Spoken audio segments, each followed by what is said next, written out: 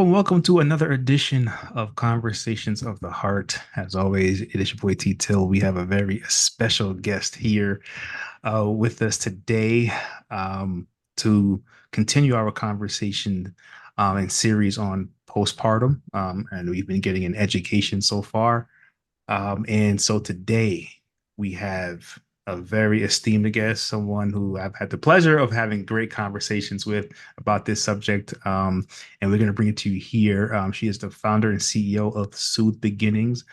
She is a mom, a wife, and she is going to take us down the road of her experiences with postpartum, right? And so I just want to say thank you. Welcome, Lindsay.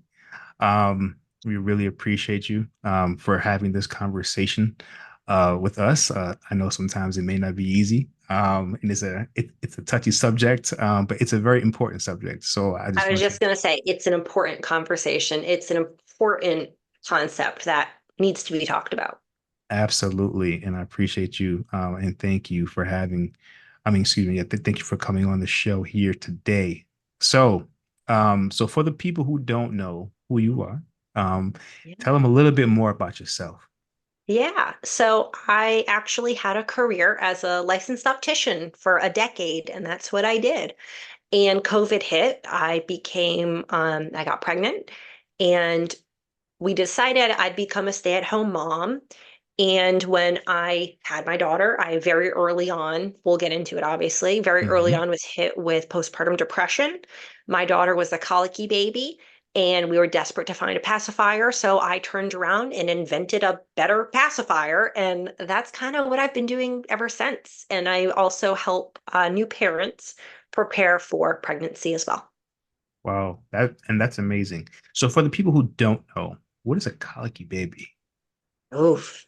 They are crying and crying and crying and crying, and it doesn't stop. So it's brutal. So it is a brutal cry. Like it's a painful cry. Mm, They don't really know exactly what causes it. For our daughter, she had a reflux problem, so she was in pain all the time. So she was crying. It definitely got worse at night, and we'd be up with her almost all night. wow, wow, wow. And I'm sure that's something that could be surprising to new parents if they don't know what a colicky baby is. So that's why I wanted to make sure if there's any new parents or about to be new parents, this is something that is a possibility, right? Yep. That could happen. So when it comes to postpartum, um, Mm, uh, like I explained to you before, like the reasons why I really wanted to do this show is to really give people an education surrounding postpartum depression, postpartum anxiety, right? So that both men and women can get a bird's eye view of kind of what that looks like, and it's different for everyone, right? hmm And that's why I'm having multiple conversations here to show multiple sides of what it could be. Love that. Yeah. And the ranges could be different of what happens, right, to women. Could be on the light side, could be on the heavy side. We just don't know, right? hmm But it's something, it's a conversation that needs to be had because I think more men need to learn about it hmm to be supportive. And also, what people don't know, what a lot of men don't know, they go through postpartum depression too. One in Yes. 10. I've Do. learned that number, one in 10. And that's Yep. of those who report, because we know men don't like to go to the doctor and report it. hmm But that's a conversation for another day. So when it comes to postpartum, when did you first realize that you were experiencing postpartum depression? So, and and to tack on to what you just said, this is an important conversation because to be very real about it, this is a situation of life or death. Mm, It is. And yeah. it can get that serious. So I had my daughter, and we had what's called the golden hour in the hospital after delivery. And, they spend an hour doing skin to skin, Hmm. maybe you try nursing, you have that time to kind of, there's a lot of health benefits to it. And after that, they wheel you in a wheelchair holding your baby to the recovery room where you'll spend the next few days. Mm, So you basically stay in the hospital for a few days. For me, it was literally in the hallway being wheeled from the delivery room to the recovery room and it hit me like a ton of bricks. And I had really scary feelings, scary thoughts, and the lack of feelings I had for my baby. I knew that wasn't right. You Mm, hear people romanticize, oh, you just fall in love instantly, and this, and joyous, and all that. And I loved my baby. I had that instinct to love my baby, but there was a disconnect. There was, I wouldn't call it an apathy, but there was a big emotional bond disconnect mm, that I didn't want to hold her. I didn't want to feed her. If she started crying, I just didn't want to be the one. mm. That was scary and that was very concerning. I'm like, something isn't right. It should not be like this. This is not what I was told about. Like, it should not be like this. So it was like the scary, dark thoughts I had and the feelings that should have been there that weren't there. Wow. And once you started having those feelings, did you tell the doctor immediately? And if you did, what did he say? Because I know I've spoken to some people and they say, "Oh, people just say it's baby blues or whatever the case is," kind of dismiss it a little bit. But did you go to the doctor immediately and says, "Hey, I'm feeling like this"? What'd you do? No. So after 3 days in the hospital of not being able to sleep because I was just not mentally okay, I could barely eat, I could barely sleep. Mm, We arrived back to our house, brought our baby home for the first time, and my parents were here and they called my sister and they were like, something's not okay. mm-hmm, Like they knew. And my sister, she had a 9 month old at the time. She ended up taking my baby and she was like, you need to go sleep. Because I was like, I haven't slept. I haven't eaten like in days after giving birth. Your body just went through something huge and I was not recovering. mm, So they sent me to bed. I woke up hours later. They had fed my baby. They had to change her. They brought her into her room for the first time. Like this really blocked a lot of firsts, unfortunately. mm, Um, so we brought my daughter to her 1 week checkup. And the pediatrician actually has a screener for postpartum depression for mom to fill out. And the thoughts going through my head were I was actually scared to be honest because my brain was telling me they were going to take my baby away. mm, So, sitting there through the appointment, the doctor could tell something was off and was actually really keyed in well. And she very much made a point of looking at me and my husband saying, you need to call your doctor. This is not, something's not right. You need to call your doctor. I think you're going through postpartum depression. Like she mm, knew it was bad, mm, which I will forever be thankful for her for. And I mm-hmm, was also lucky that my doctor does 2 week postpartum checkups, whereas most doctors do 6 weeks. I'm one of the very lucky ones. So I went to the appointment with my OB and I just broke. I just broke down. And this is why it's important to have a doctor you feel safe with. You have to find a doctor you feel safe with because I didn't think she would take my baby away. So mm, I was like, this is what's going on. Like, it's like something's not right. And it was bad. So she immediately put me on Zoloft and immediately made sure I got in contact with a therapist. And this is the other thing that I do advocate for is when you're going through pregnancy, if you're struggling with emotions or feelings, just explore the idea of therapy and maybe see who's in your network and who you maybe could possibly build a connection with ahead of time because you go through so much that no matter what, you're just going through a lot during pregnancy and then becoming a new parent. So for me, already having an established relationship made it that much safer to me mentally mm-hmm. to tell this therapist what was going on. And so I felt heard, I felt seen. They were very like welcoming and like, we need to get you help. And I'm very much one of the lucky ones. Wow, wow. And through this journey, right, with PPD, Mm. what do you think is some of the misconceptions about PPD? Oh, that's a great question. Wow. Um, I think,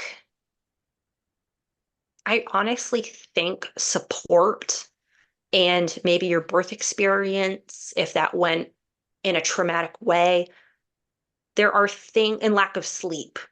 There Mhm. are contributing factors that are controllable, and we need to do a better job supporting new moms. Mhm. We have to, because when you're not sleeping enough, that really affects your mental health in such a negative way. Um, so I became a certified breastfeeding counselor as well because of the experiences we had had. For me, breastfeeding was one of those things that because I had a colicky reflux baby, when she was 8 weeks old, her doctor was like, I think you need to stop breastfeeding her because like I'd eat a tomato, she'd scream for 2 days. I Wow. stopped eating because I was scared of hurting my baby and making her scream. So I was forced to by her doctor, and I appreciate her doing this to me, honestly, was like, you need to stop breastfeeding her and put her on reflux formula. And that was like the biggest gift. It was the biggest heartbreak at the time. But for me personally, breastfeeding was actually contributing to my depression. Wow. There's so many different nuances to postpartum and just new moms in general, right? That can Hmm. affect right, all of that, even eating, right? Like you wouldn't think, right? Eating, it's like I don't want to eat because Hmm. I want to harm my baby, right? Yeah. In any kind of way. And these are the things that we take for granted and we overlook, right? And being married, right? Um, those things can affect a relationship in various different ways. Um, Oh, yeah. Oh, yeah. yeah, a smidge, right? I mean, are you nice to anybody if you haven't slept? Exactly, exactly. And and correct me if I'm wrong, please. But I've read that a lot of times women don't even know that they're experiencing postpartum, and even sometimes the guy doesn't know, right? Hmm. It's you have two people could be in one place or in a house and don't even know like that this is postpartum. It's just a lot of different things going on at once, and it's just like, well, what's her problem? What's his problem, right? Like it's a That's lot of such a things. great point because when you're a new mom, you're bleeding, your stomach looks weird, your boobs are leaking, like you Mm, just don't look right, feel right, like you're not sleep like it's just a lot going on physically with you, not to mention that dump of hormones right after you give birth is insane. You're up at night with hot flashes, like they're night sweats. And your hormones are doing crazy things. A lot of people, I think, end up maybe missing the signs that it is something more because all of that stuff is going on, mhm, and maybe are just telling themselves a story of, well, I'm a bad mom. Why don't I enjoy breastfeeding? I feel touched out. I don't want my husband to touch me. And like we end up telling ourselves these stories that it really could actually possibly be something deeper. And I mhm, love what you said about the partner situation because looking back, I think I was maybe 6 months postpartum at this point. I was feeling much better. I was starting to get in my groove at that point, and I'd been on medication, I'd been in therapy. So like it was an active thing. I'm still in therapy from that point, and we're three mhm, years later. I mhm, still make sure, and my husband very much went through it. And he was in the position of having to support me to make sure I didn't die, make sure my daughter was okay. Because I was so bad, I knew how I wanted to end things for myself. mhm. But the only thing that stopped me was that that wouldn't be fair to my daughter. I wouldn't want her to like live with that trauma. Right. That's not fair to her. So that, as weird as it is, that's what stopped me. So my husband, knowing all of this is going on, really had to just do and be everything and like keep the house functioning and me functioning, and was amazing. And so, yeah, so looking back like 6 months postpartum, I'm like, I think he went through it. He definitely went through a depressed phase and looking into it and seeing like dads can go through it too. Hmm. And I think maybe so when our daughter turned 1, Hmm. we threw a really fun birthday party that we could enjoy. I mean, she's not going to remember. She's 1, right? It Absolutely. was more for us. It was a celebration of we made it through that year, the hardest year of our relationship, our mental health, our physical health. We made it through that newborn stage with a colic reflux baby.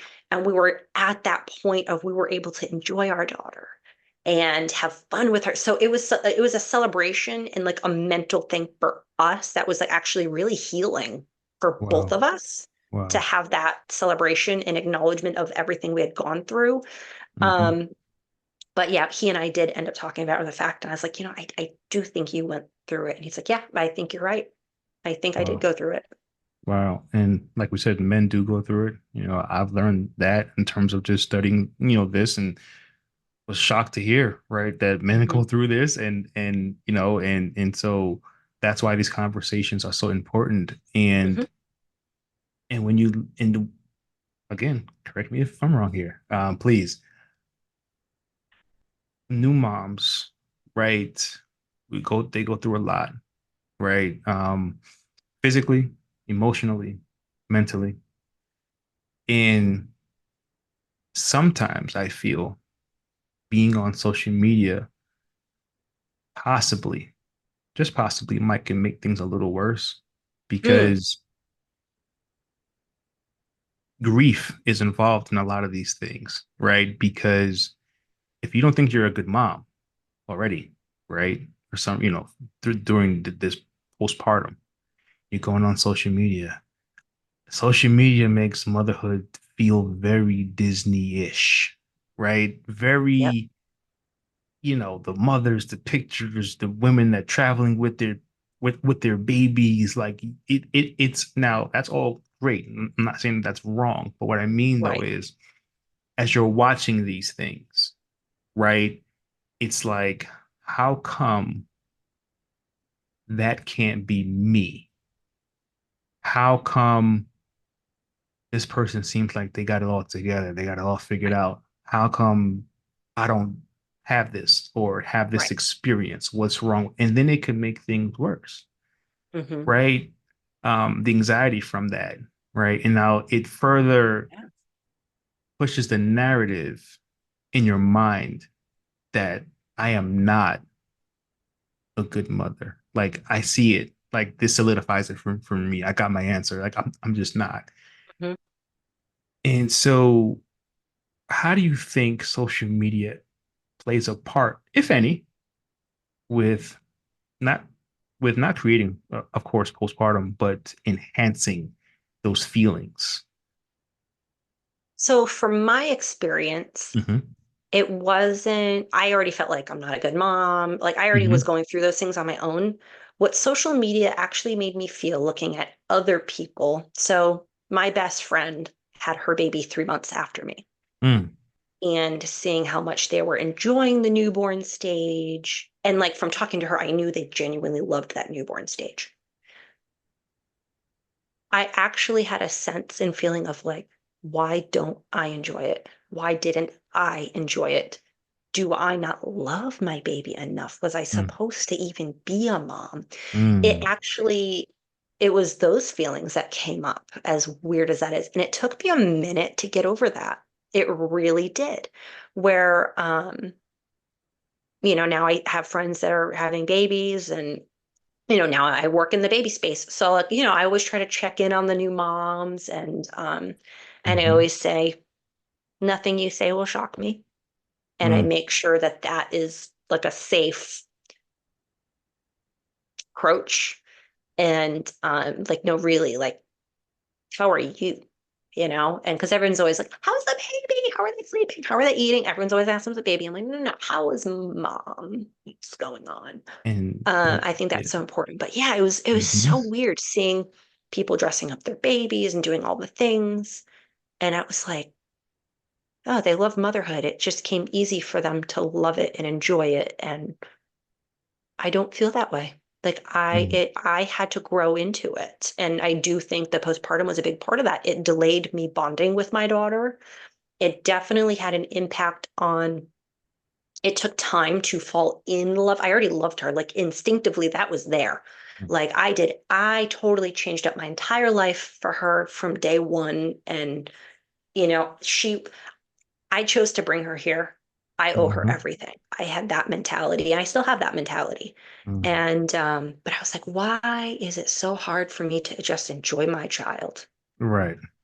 Which makes So that sense. that was the feeling. Mm. So you mentioned your husband. Shout out to your husband, amazing man. We like Uh, him. He's awesome. yeah, yes. Um, so if you could for a moment, Mm, Lindsay, speak to the fellas out there, right? What would you like to see from mm. them, right? When it comes to the support and advocacy for women in postpartum, right? Sometimes you don't know what you don't know, right? Oh, for sure. Especially in the baby space, you do not know what you do not know, which is Yes, why I help first-time parents. exactly. Um, and it's hard for, I think, especially women to admit they don't know what they don't know on something. Mm, Um, Whereas men, I find if they can pay somebody for something to like feel like they fixed it, they will. So, what I'm noticing in the work I do with these couples, they see me as a safe space and they are reaching out to me to support them to mm, support their partner. mm, What I would say to any dad to be, new dad, um, make sure you have a safe place to get support for you mm, and asking, how am I supposed to handle this situation that was brought up or came up? And what you also need to understand is we had 9 months of our body not being our own. We mm, already gave up on our life being our own. mm, For them, it only starts once baby arrives. mm, mm, That's the big difference there. So our brains, as the mom, already shifted over to like, I'm doing everything for baby. We have already shifted over. Men don't start that transition till baby arrives. mm. Give yourselves grace, and yet likely you're going to have to not play the video games as much. And you have respect and as much understanding as you could possibly muster for everything she just went through. Mm, And as much as men try to be logical thinkers and fix its, mm, sometimes there's just no logic to our hormones are rushing and we're crying and we're tired and we smell like BO after we give birth. Like it's bad. You can shower as much as you want, but you're sweaty and stinky and like you really stink. That's how mm. babies find mom. So Ah. yeah, it's a smell. Um, be patient with us and see any way you can take care of mom in getting her a snack or something to drink and all of those things, but making sure you have your own space to talk things through with somebody is really important. Mm.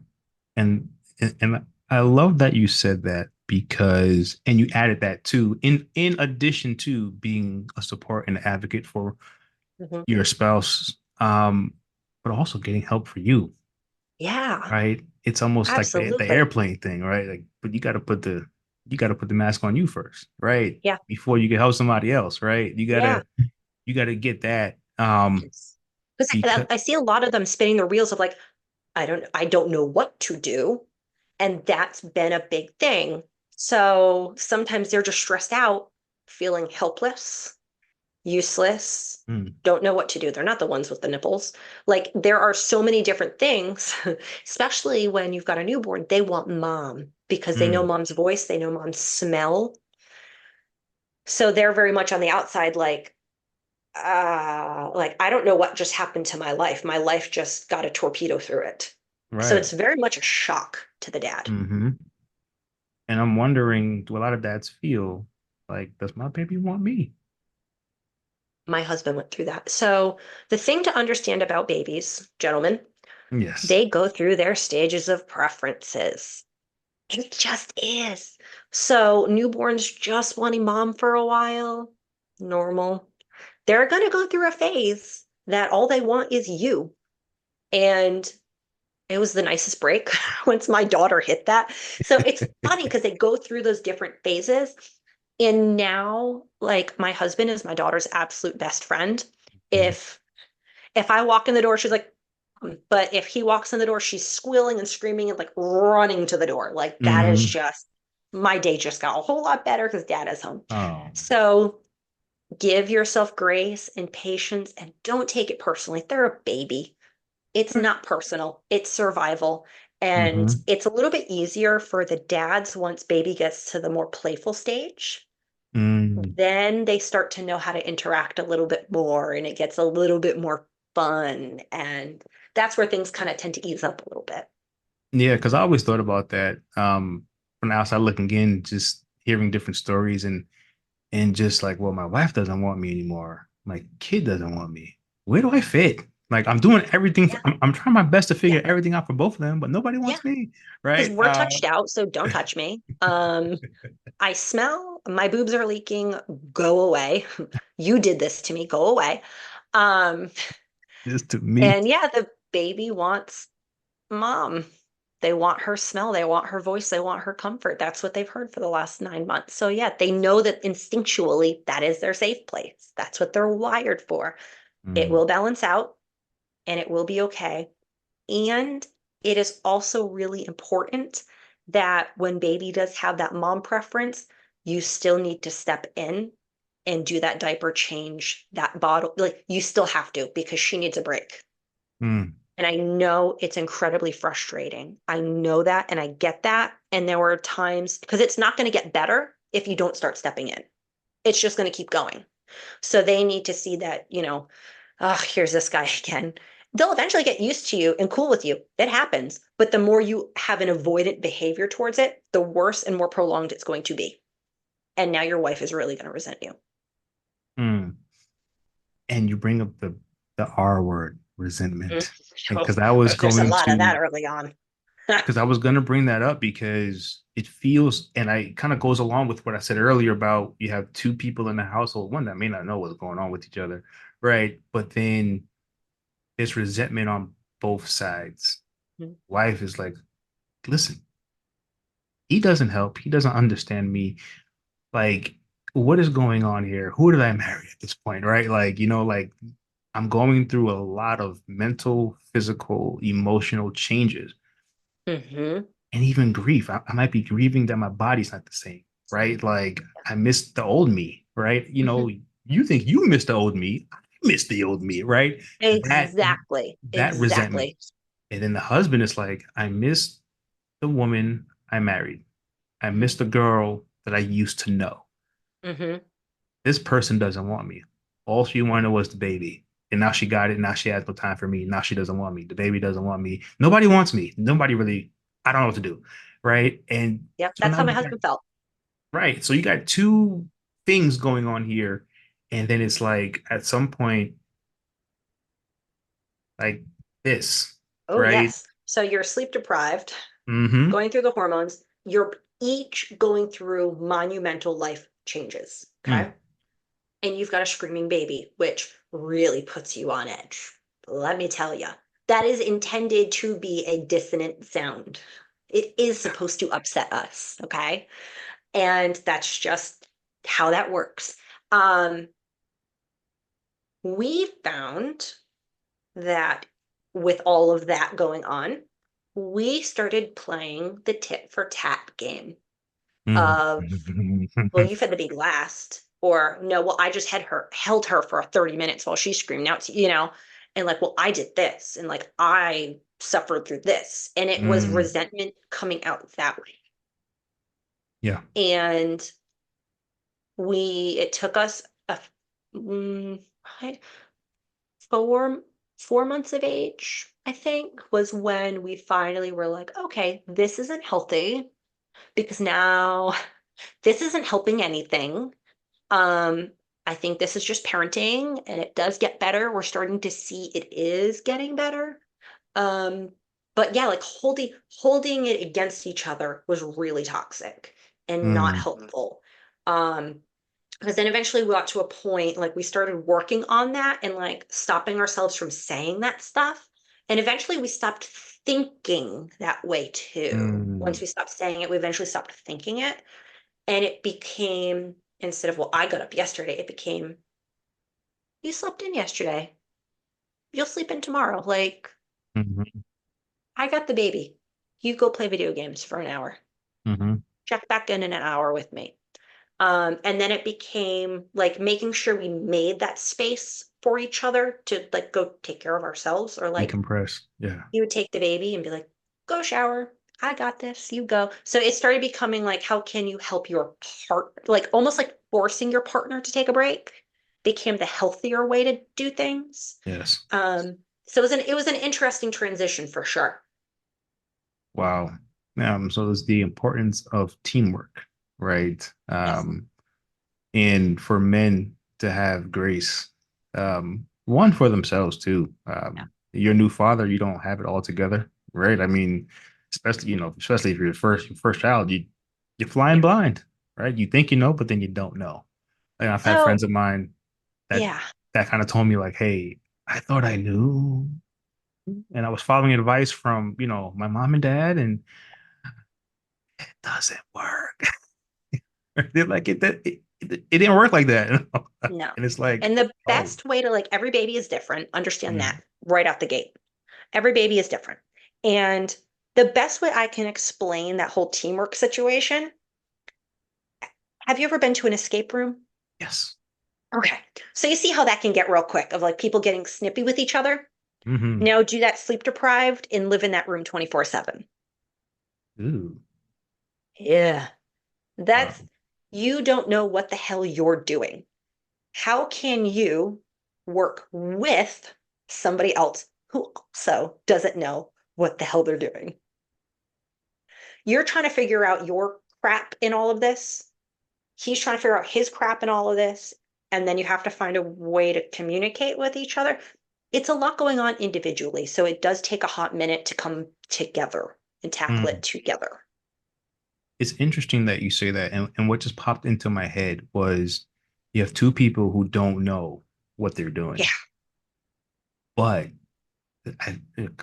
again, always correct me if I'm wrong, but my what I'm thinking is that's one part, and the other side of it is they also have high expectations of the other person to do Mm. things, right? Like Hmm. I expect my wife to still be who she was, and I expect my husband Yeah. to know my hormones, to know that I'm going through emotional things. I know that Yeah. I expect them to know, but then it's Hmm. like you both don't know what you're Yeah. doing, but then you Yeah. expect the other one to know everything, right? Hmm. That's a great point. I never thought about that, and I do feel like that is accurate.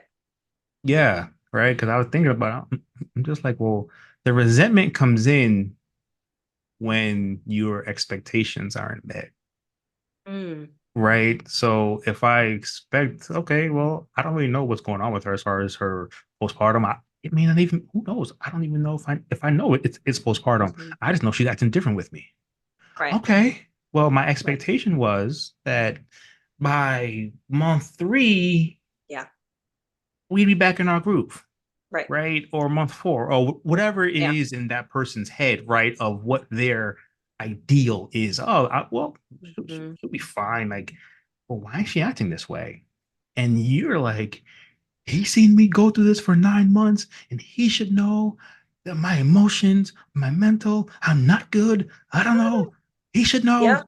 He should know Yep. I'm hungry. He should know that I want sleep. He should know, Yes. right? And Gentlemen, a shower, a snack, and a nap will solve most displeasure in your relationship. Trust me, it That's why we're just having will. this conversation, right? Because I'm thinking and I'm like, man, What our do you do? How do you handle expectations of this? people, yeah, Yeah. like our Yeah. expectations of people is normally what leads us to disappointment.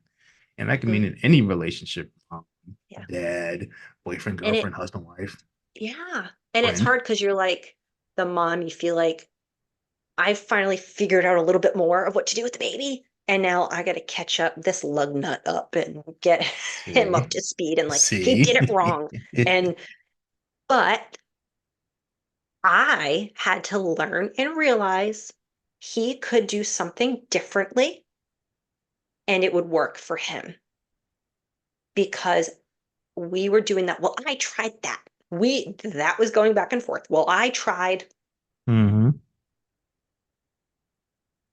So I was in a controlling place because I'm the one home around the clock trying to figure out this baby situation. Mm-hmm. And, and he would do something. I'm like, I already tried that. That's not good. And it would work. For I him. got humbled many, many times. Let me tell you. But he did too. He did too. Mm-hmm. And it does not make you a bad parent.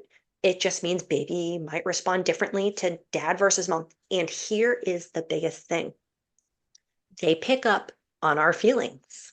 Ooh. They do. When I was in a rough, I'm tired, resentment state, she didn't want me. Why would she? I feel like an unsafe, unstable, there's upset. I'm not a comfortable place right now. Mm. So when my husband would come in from his day of work, I was frazzled and needing a break. I'd give her to him and she would settle right down. Mm. And that was interesting because I didn't realize how much of it was that was me. That was my Mm. fault because I Mm. wasn't controlling my own emotions and doing breathing and all the things because that very much has an impact. So it'd be like 2 or 3 a.m. He's frazzled, I'm frazzled, dealing with this screaming baby. So we're both frazzled. Baby's not going to calm down. We're both frazzled. True. So finding a way to, and this goes for either parent, if you need to put that baby in their crib, let them scream for 5 minutes because you need to go step out and catch your breath. Mm. They are safe. They are okay. You need to collect yourself. It's safer for a baby because we don't want to drive ourselves to the point of shaking our baby or anything like that, right? So Mm. if you need to step out, and my husband and I got to a point that we would actually tell each other, I got to tap out. Mm. We would get to that point, Honesty. and then it would be his turn for 20 minutes. Mm-hmm. Now, Wow. again, things were kind of heightened because we had a colic baby and I was going through postpartum, but Mm-hmm. um, learning to stay calm and working through those things has actually really carried us into toddlerhood. She's 3 years old. If I'm in a frazzled state, guess what? She's throwing a tantrum. Mm. It all carries over. They feel that, they know that, and they very much feed off of our energy. Wow. Wow. So all of this has led you to soothe beginnings, Yeah. right? So talk to us a little bit about that, your inspiration behind it, and what is it? Yeah. So, we were going through the whole pacifier situation. Desperate, 2 a.m. I'm sending my husband to Walmart to go find another pacifier to try. It was just one of those things I did not need added to the situation. And we needed our daughter to take a pacifier. And I also think he had anxiety when she was newborn. And he and I were both really concerned about SIDS. Are you familiar with what SIDS is? I don't believe I am. SIDS is, well, there's SIDS and there's like SUIDS. So sudden unexplained infant death syndrome. Wow. That is every parent's worst nightmare. Um, Well, that like is if you roll over, like that type of a thing. that would be suffocation, but Oh, sometimes babies just stop. breathing. Oh gosh. Yes. So we had a lot of anxiety our first year until you get out of that window. Okay. Mm. And so when you've got a newborn, you have to practice safe sleep, to prevent suffocation, to prevent, all of these different things, right? So pacifiers reduce the risk of SIDS by up to 90%. Oh wow. Mhm. They have amazing health benefits. And so we were like, we need to find a pacifier, obviously to soothe her and calm her, but also that SIDS help was a really big factor. So we went through, like, we had and it was like a running joke with all our friends. Like, we all had reject pacifiers. It was like a drawer or a box full of reject pacifiers. We wasted all this money, super wasteful on product. It was just a hot mess disaster. There were pacifiers I hated for this reason, that reason. So I was like, ooh, let's make an interchangeable pacifier. It'll be easier. Parents want plastic free and eco friendly. And so I was like, this would be a lot easier for parents. It can go from as like a soothing pacifier to swap it out to teething nipples, to swap it out to weaning nipples, and really handle those pain points. So my very first stop, because I'm a mom first, I just am. Hmm. And she absolutely comes first. So I went to a safety consultant and I was like, is this possible? How do I make it safe? And what are the regulations? I could not believe how inadequate safety regulations are on pacifiers in our country. Really? Oh. There are pacifiers that are suffocation hazards and not approved for safe sleep. There are pacifiers that have those like orangey nipples, and these are like a Hmm. really popular trend right now, this kind, right? Oh yeah. Shoot, I'm sure you've even seen this kind. Yeah, I've seen them all the time. Yeah. They're latex. And latex is one of those allergens that increased exposure means increased risk of developing the allergy. Mm. And it also breaks down easily and quickly, making it a choking hazard when this breaks. Wow. So realizing, and that's like the tip of the iceberg. Pacifiers, like they're made all over the world in all these factories. They don't have to test each batch before it goes in your baby's mouth. And think about it. Pacifiers are in your baby's mouth for hours and hours and hours and hours a day, more than anything else that is in your child's mouth, more than anything. And these are newborn babies. Premature babies are given pacifiers as part of the protocol because it helps them actually get out of the hospital faster with Mm. practicing that suck, breathe, swallow and practicing those muscles. So little newborn babies that don't have immune systems yet are being given pacifiers that aren't being tested. So when I was like, this is more convenient, literally turned into a safety mission. And I'm now an advocate for pacifier safety. I educate experts in the baby space on pacifier safety and created our pacifier to be the utmost of safety. Wow. Okay. And where can they find this? Yeah. So you can get our pacifiers at soothbeginnings.com. I'm on TikTok at Soothe Beginnings. I have a lot of fun on there and I Hmm. talk to people a lot about it. And so eco-friendly, latex-free, plastic-free. We are made in the US, test every single batch, and super fun. They're engravable. So you can actually get your baby's name engraved. Oh. You can do their monogram. So we actually did a baby name reveal for somebody with one of our pacifiers. Oh, that's awesome. And unique and different. And you can absolutely get that here.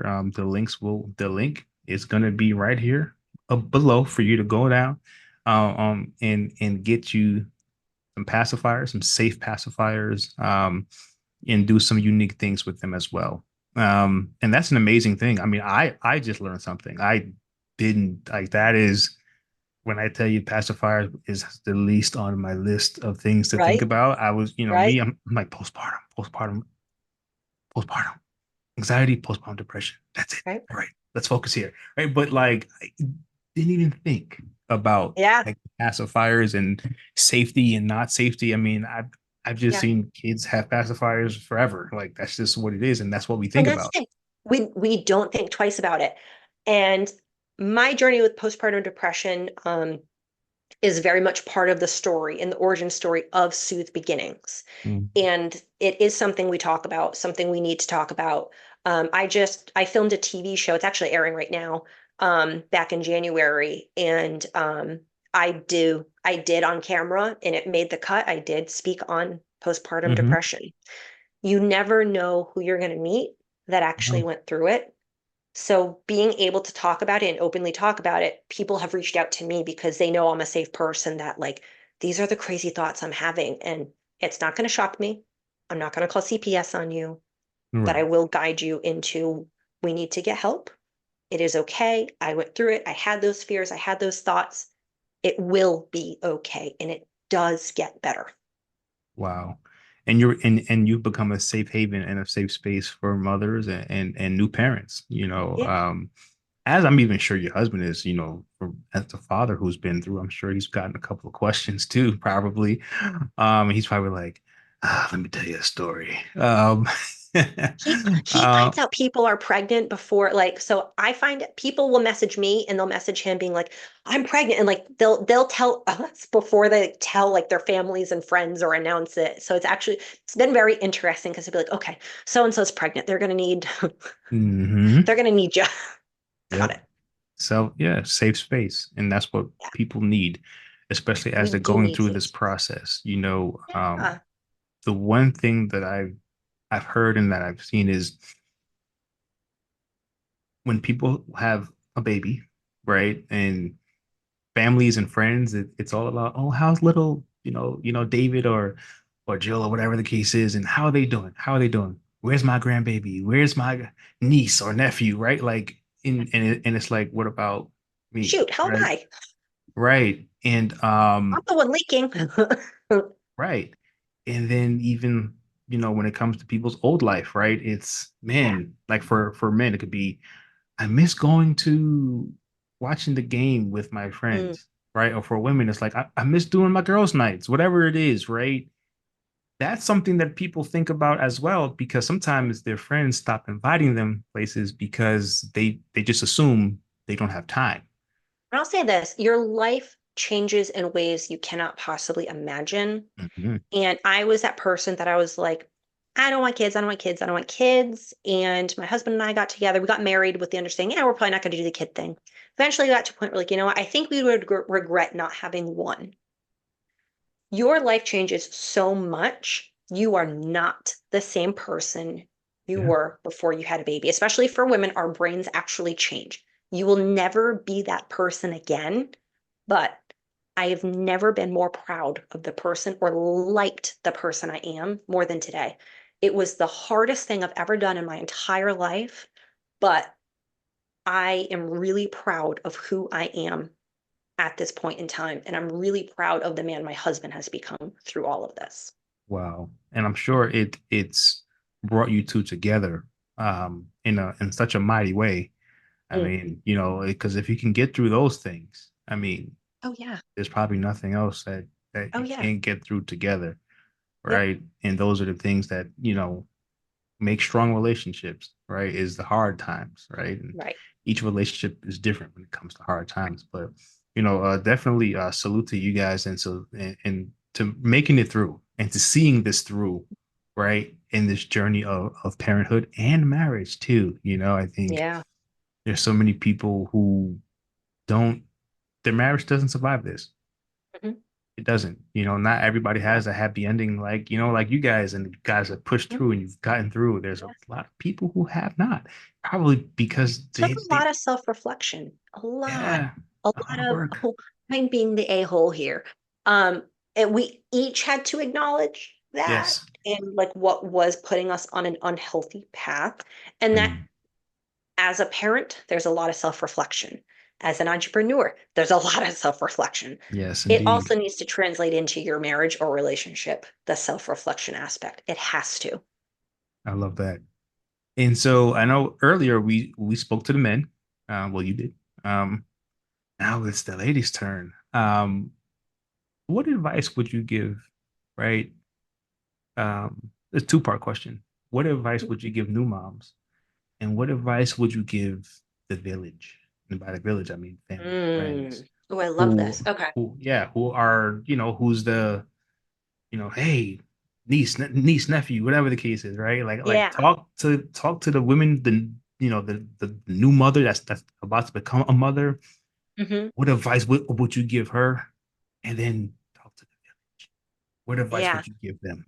So the advice I'm going to give, and this is actually going to go to both parents. The advice I'm going to give, just wait. Just wait till you get that baby's first smile, till you sniff Mm, their head, till you mm, actually feed them food for the first time and they make hilarious faces. Just wait till you hear those giggles and you start seeing this personality coming out of them. Those are the just waits. And actually, for the village, mm-hmm, those are the just waits you should be talking to new parents about. mm, And be there for when it's hard. I don't need you necessarily to hold my baby for me. I might be wanting to hold the baby myself. You need to mm, ask me, would it be helpful to do my dishes for me, bring me dinner, or would it actually be helpful for me to not hold my baby right now? What would help me? Because right now it's not about you. Baby doesn't need to bond to you. Gonna be honest. mm, Baby does not need to bond to you. Baby needs to and will bond to mom and dad in those early months. So it's not about you. What you mm, can do and how you get more time with baby is by actually helping in the way that the parents need help. Dinner, mm. housework. They might actually need a break from holding the baby. But Wow. more often than not, I actually hear complaints that I don't need you to hold my baby. I need you to do my dishes or clean my bathroom. Or that's the help people need. And the just waits need to be positive ones. Wow. It's so funny you say that because that is the number one thing when I'm on this journey of talking to people, the mothers have said, Just you do my dishes. and Like if it's there was a weird. survey on a family feud, that Yep. would be the number one answer is what's the dishes? Do I need you Yep. to make dishes? Yeah. Well, here's the weird thing. When I was pregnant, I heard that all the time. And then I had a newborn, and they're like, just wait till they're a toddler. Just wait till this. Just wait till that. And I was like, I hate all of you for saying the just waits. Like that drives me bonkers. Well, Uh-huh. then I had people getting pregnant, having their own babies. And I was like, I was like, oh Hmm. my God, I almost did it. I almost did it. Oh my gosh. Hmm. Oh my gosh. Oh my gosh. Catch yourself, please, because you will forget sometimes. It's like amnesia. You will forget what those sleepless nights felt like. You will and those just waits are not helpful and they need to stay positive and please catch yourself. So specifically for me, in the business I'm in, I made a vow to never let myself have that amnesia. I do Mm, not let myself forget how dark it was, how lonely it was, the thoughts I had. I do not let myself forget that because we need to understand other moms that are coming up as new parents. And it very much is part of the story. And you know what? It's part of what makes me this understanding human I am now. wow. That's all powerful. You've been through a lot. You've Few been things. a smid. Yeah, yeah, yeah. You've been through a little bit. Um, but this is the journey that's led you to soothe beginnings, right? Entrepreneurship, right? Yeah. Like, and it's new. It's all a journey, right? Mm. And it's led you to Oh your yeah. purpose, it seems, right? Yeah. And that's It's an it's amazing thing. it's weird. I think if all right, if I went the route of we're not going to do the kid thing, um, I still think I would have been in the optical field. I don't think I would have been fulfilled. Um, I probably would have been taking more vacations and doing more concerts and stuff, but I actually don't think I would have found my purpose, which Right. is a weird, crazy thought to have. Whereas like now that I have a toddler, child, I just her doing her fun little dress up. Like she woke up for the day at 4 a.m. and did Oh, a whole fashion show of all her princess dresses. But I was like, you know what? Fashion show. It's 4 a.m. We're doing a fashion show. Like trying to lean into like the little moments in life was right. not a skill I had prior. And every aspect you're going through, whether you're having a miserable pregnancy, you're in that newborn phase, you are going through teething. Oh, teething Mm, is not fun. You're going through any aspect because every stage is going to have its pros and cons, but mom, dad, parents, whoever, caregivers, it's a season. There are mm, pros and cons to each stage, and each stage is just a season. mm. I love that.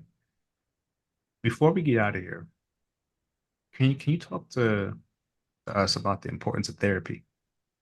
Oh, yeah. Um, Therapy definitely has saved my life and has given my daughter a better life. And breaking patterns and habits and finding a person I can kind of spill my guts and icky thoughts to and having it reframed in a healthy way. And maybe we need to confront something. Mhm. So somebody that in therapy is so important, but finding a therapist that actually will tell you what you need to hear Mhm. and help you reframe some of your patterns is so important. Absolutely important. Um, Having somebody that's not part of your family or a friend that they might be either encouraging or they're not professionals. They might not be helping your situation. Wow. They might be encouraging what's not healthy, right? Mm, So having someone that actually knows what they're doing to help you kind of figure this ish out, hmm.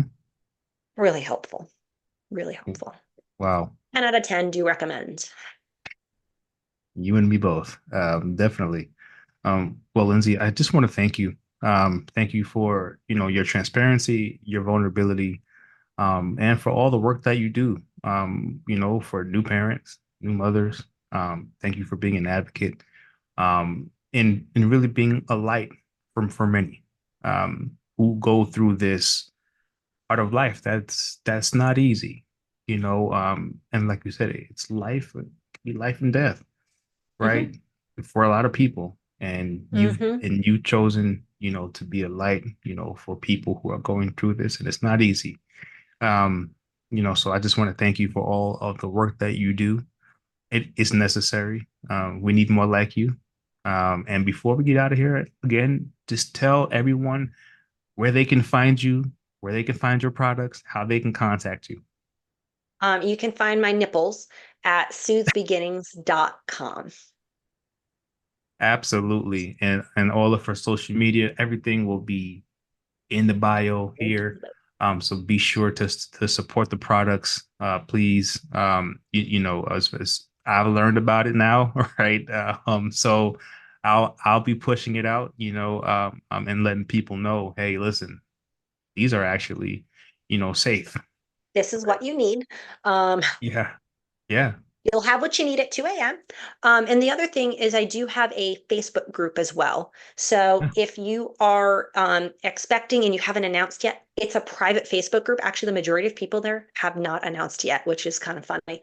So on Facebook, Empowered Pregnancy Prep, the group. So you can absolutely join. You can absolutely ask questions. I put a ton of free resources in there, safe product recommendations.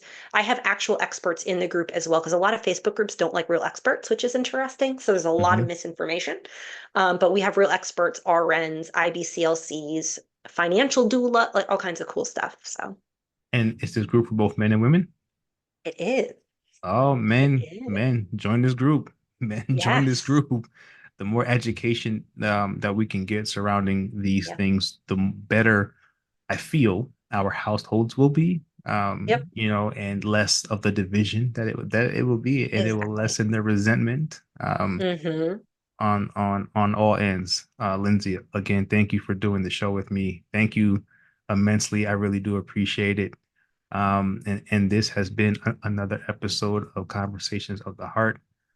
Be sure to continue to tune into the series on postpartum. We are learning a lot through this journey, from amazing people like Lindsay. And shout out to your husband too for being amazing. See you guys next week. Peace.